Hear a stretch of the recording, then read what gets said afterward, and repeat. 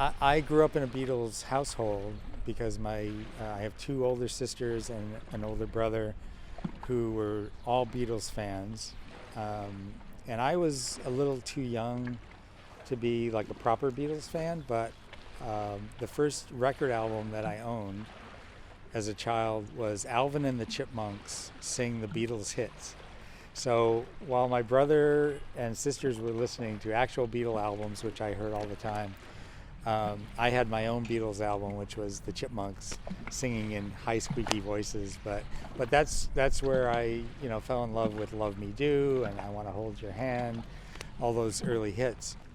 The Beatles are timeless.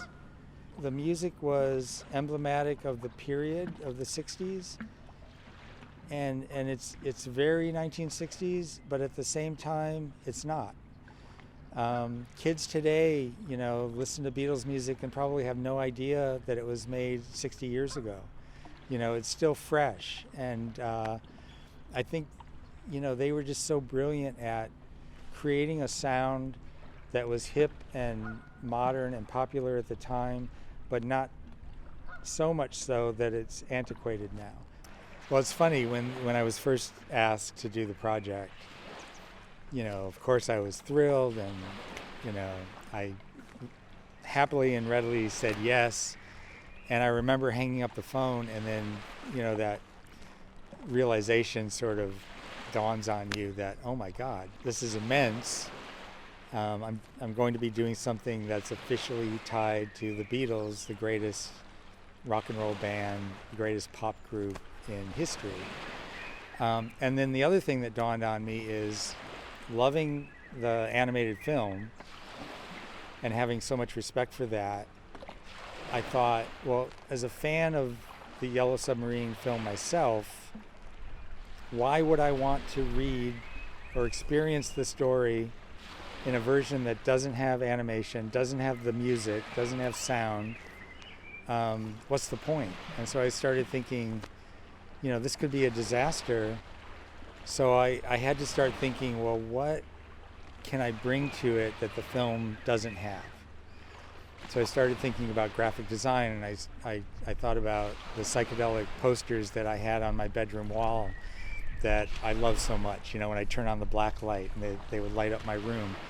And I thought, well, if I could do that, if I could bring that sense of psychedelic graphic design to the pages as much as possible, then maybe that would make it special. But I do remember when I was finished and the book was being published, and I started thinking, what's the fan reaction going to be? I had sort of a sense of calm, because I thought, well, I approached it as a fan, and I tried to please myself as a fan. So I thought, if I've successfully satisfied myself and pleased myself, then I think other Beatles fans will appreciate it as well. And luckily, that seems to be how it's turned out. It's had good reactions. The process I used was not too different from what I normally do. I always start with a script. So I went through that, and I had to add in certain caption boxes, some narration, things to just sort of further the story, just keep the story moving along.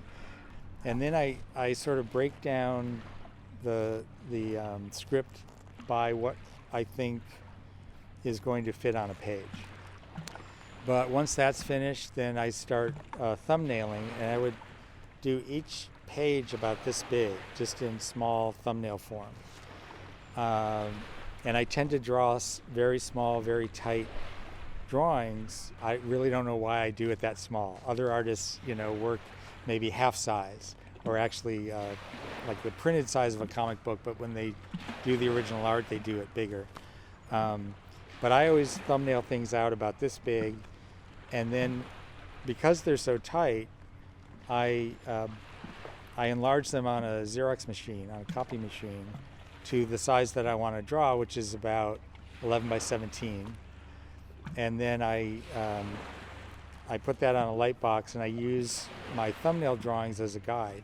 And usually they're close enough that I don't have to do too much adjusting. I just have to mainly correct the drawing, make the models correct, add in background if I didn't do it on the tiny version.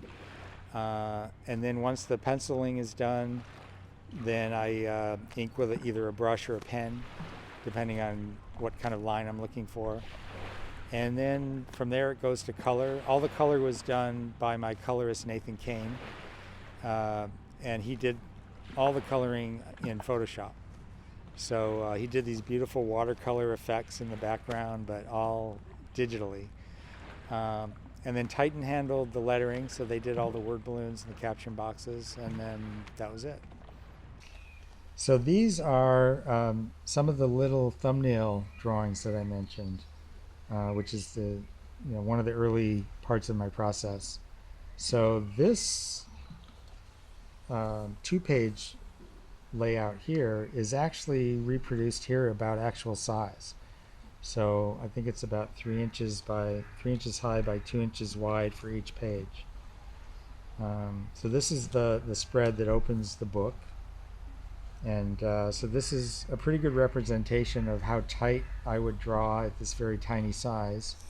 There are a few that I go back to. This is one of them. I really love, and this is actually a 2-page spread, because you can see how Max, the assistant to the Chief Blue Meanie, sort of intrudes upon this page. I felt this was very successful because, my goal was to not use traditional comic book panel design as much as possible. So I was pleased at how this came out, because it actually, with the placement of the balloons and the imagery and the panels, it does pretty much, it's not a thinker. It's not something that confuses the reader. It really works. I'm very fond of this one, because I love the lightning bolt panel shape that goes into the electrodes in his neck. These little sort of cloud curlicues that evoke the smoke that happens in the background of this panel when the transformation takes place. I also started doing panels that weren't really boxes at all, but just sort of shapes around the figures that are in the panel. This is the perfect location for an exhibit like this. I think everyone can probably hear the waves lapping in the background. Every so often you hear a bell or a horn. And it reminds me of the song Yellow Submarine, where they actually had the sound effects of the inner workings of the sub. So I think this is perfect. It's like the perfect atmosphere. Well, there's one right now. I can't think of a better location for this exhibit than right here.